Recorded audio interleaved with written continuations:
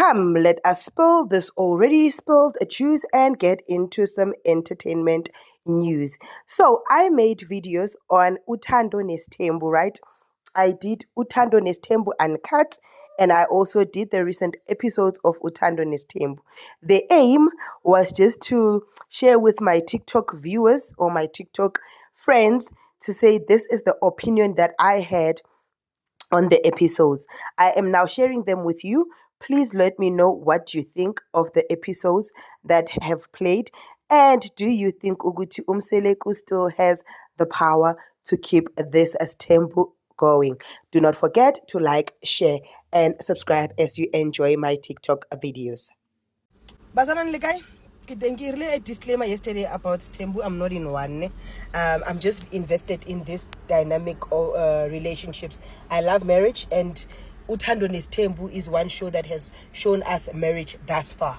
I don't know if there's any other monogamous show or a relationship that is playing on our reality TV that we can all discuss and reference. But back to Umshato Walabafazi about 5. Guys, I feel sorry for Umakhwela, and let me tell you why I feel sorry for Umakhwela.